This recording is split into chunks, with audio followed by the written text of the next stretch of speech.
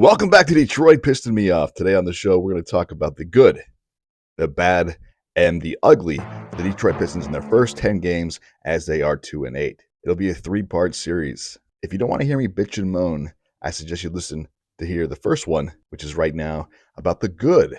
What good the Pistons have shown in the first 10 ball games. But before we get started, please smash that like button, subscribe to the channel, hit the notification bell to help boost the algorithm signals out there. All right, let's get into it. Something that has been Achilles' heel in the last decade. This year, the Pistons ranked number 11th, shooting the ball at a clip of 36% from behind the arc.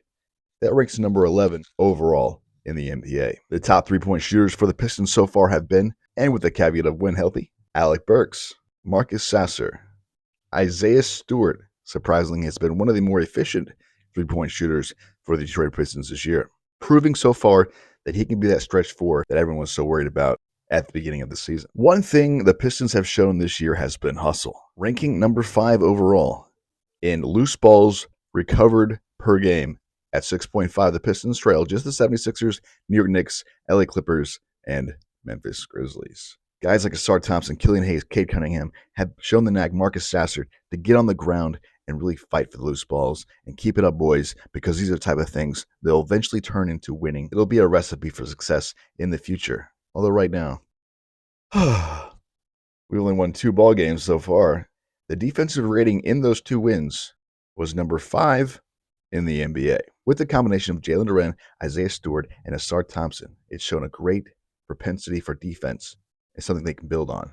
Largely in part due to Cade Cunningham's success in the mid-range, the Pistons rank number 4th overall in percentage of points in the mid-range at 11.3%, just drilling the Portland Trail Blazers, Golden State Warriors, and the Chicago Bulls. Perhaps one of the more encouraging statistics for the Pistons in their 2-8 start has been the assisting and the playmaking ability of the Detroit Pistons. They rank number 5 overall in assists per game at 27.4. The Pistons have shown their ability and willingness to share the basketball with each other. This is going to be a very huge part of their success in the future. All right, boys and girls, it's time to look at the individual players that have performed well for the Detroit Pistons. Leader of this team, Cade Cunningham, has been pretty gosh darn good on the offensive end. Cade Cunningham is playing a lot more than he's used to at 35.9 minutes per contest. Cade Cunningham has led the team in scoring at 23.7 points per contest. His rebound numbers are a bit down this year at 3.7, but he's giving you 7.1 assists. Duren and Cade Cunningham have developed a great continuity between each other. Excellent in the pick and roll. We've seen a lot of lobs from Cade Cunningham to Duren. One improvement Cade Cunningham has shown is his ability to get to the line. It's starting to see it uptick in that. I think that's where he can take a next step in his game. Averaging 23.7 now, he get that up to about 27 a game if he's able to get to the line at a consistent rate. The biggest positive so far is Cade Cunningham's health. Well, we thought that was the case.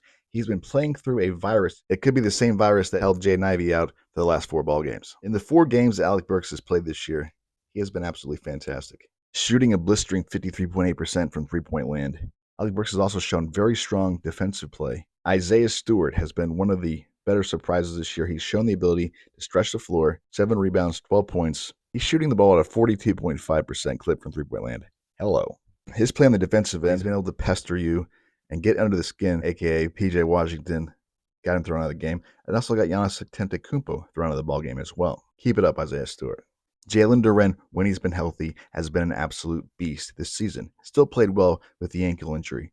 I believe he'll be able to come back out there and do what he was doing closer to what he did in the first 3 games, giving you 16 points and 12 rebounds per contest. His points have dipped down to 12.6 per contest, still averaging 10.6 boards to go along with a block per game.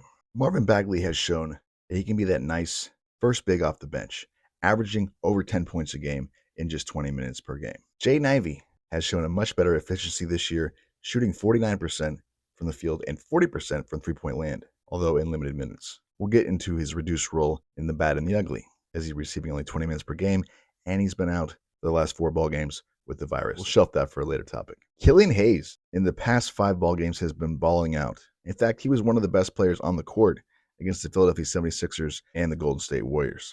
He's also shown the ability to not turn the ball over, averaging just 1 turnover per game, while dishing out 5 assists per contest. Also providing 1.5 steals and 11.8 points. His field goal percentage is climbing and now 40% and 32.4% from three-point land. Asar Thompson, he has been everything that we expected and more as the 5th pick in the draft. He's giving you 10 rebounds a game, 11 points, nearly 4 assists, 1.3 steals, and 2 blocks a game. He's been an absolutely beast on the boards, one of the top offensive rebounders. Actually, he's number 1 in rebounding of all rookies. I wouldn't be surprised if Asar Thompson finds his way into the all-defensive first or second team as early as his rookie season. Marcus Sasser. They traded up to get the kid at 25 overall, and he's averaging over 10 points a contest and 3 assists, about a steal a game, while shooting over 50% from the field, 44% from downtown. He's been exciting. He's got great handle, and I think he's going to be a big part of the Pistons' future. Overall, the Pistons' future is bright with all these young cats. Cade Cunningham, Killian Hayes, Asar Thompson, Jalen Duren, Isaiah Stewart, Jaden Ivey, Marcus Sasser, just to name a few of the bright young stars on the Pistons. Maybe not all of them will remain on the core. Time will tell, but I'm telling you right now, the Pistons have a lot of options, a lot of good young assets that will show their worth and become a huge part of their core in the future.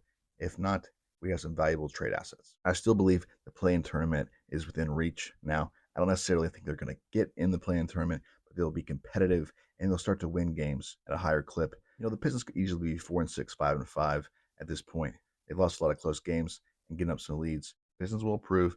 Hopefully today in Chicago, they can get their 3rd victory, and there'll be more optimism on Pistons Twitter and YouTube. Piston fans, do me a solid, smash up that like button, subscribe to the channel, hit the notification bell to be reminded when my videos are uploaded, and I'll see you next time on Detroit.